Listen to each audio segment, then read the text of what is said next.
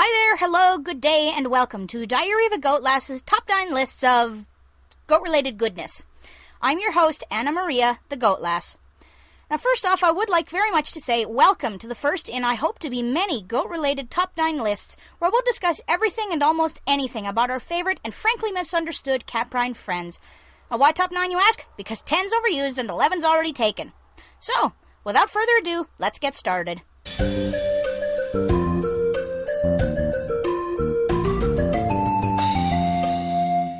Number 9. Kicking off this list comes straight from the What the Cluck files, the Pygmy goat. Apparently for their size, they are indeed classified as not only a pet breed, but a meat breed because their meat-to-bone ratio is high enough to meet the qualifications of a meat breed.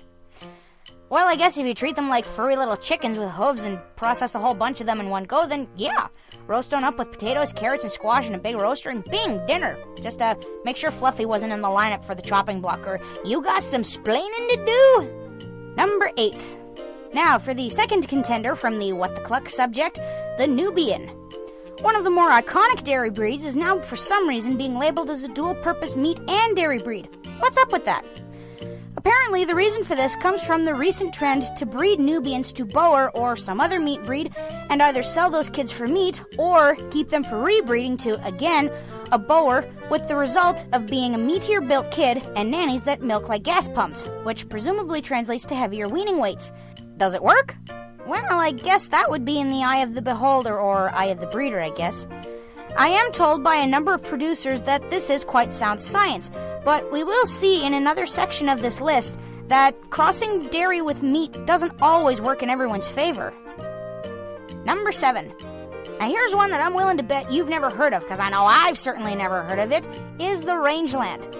Now please, take my word for it when I say I have scoured a hell of a lot of other people's top 9 or top 5 or top 10 or whatever lists of goat meat breeds, and there's like nothing about this breed, but apparently it does exist, and that's good enough for the breed, apparently. The most I could find as far as breed statistics go is one teeny tiny little webpage for Australian goat meat producers. Now, as far as the page goes in regards to the breed itself, it's considered an amalgamation of several different goat breeds all rolled into one. Everything from milk to meat and a few things in between outside the kitchen sink. Now, basically, if Dr. Frankenstein was into goats instead of dead guys with big feet, this would have been his creation. Number 6. This is the world's most favorite breed of goat to tease. Why? Because, I don't know, it's just such a weird thing to happen. Also known as wooden-legged or stiff-legged goats, you and I, we know them, we love laughing at them, the Tennessee fainter, or Tennessee Myotonic fainters. Now, this breed used to be America's go-to meat goat, but in recent years have fallen under the threatened label by the Livestock Conservatory. So don't expect to make a career out of these little boogers. If you do manage to get some, be warned. They're kind of like the Herefords of the goat world. Excellent dual-purpose meat and dairy, but they're slow growers, seldom exceeding 200 pounds. Number 5. Now, despite some things that I've been told about this breed, Spanish goats are actually a breed, obviously of Spanish descent. However, in some places it's not uncommon to label any goat of an unidentifiable lineage that's brown, has a high meat yield, and is not a Boer to be a Spanish goat, whether it is or not. Now, unfortunately, again, much like the Rangeland, there's not a lot that I can find about these goats, other than that they were first brought over from the Old World by Spanish conquistadors and yada yada yada, all that stuff. There's really not a lot of stats that I can find on these goats, but they make good scrubland goats. They seem to be able to manage living on relatively mediocre feed. Coming in at the number 4 and number 3 spot, we have the Kalahari Red and Savannah goats. Now, I know this is technically cheating, but I have a good reason for it, so just work with me. Developed in South Africa around the 1900s by Dutch colonies, these meat goats were bred with the harsh desert conditions of Africa in mind. Every weather condition tolerance you can think of outside of tornadoes and maybe a sprinkle of rain.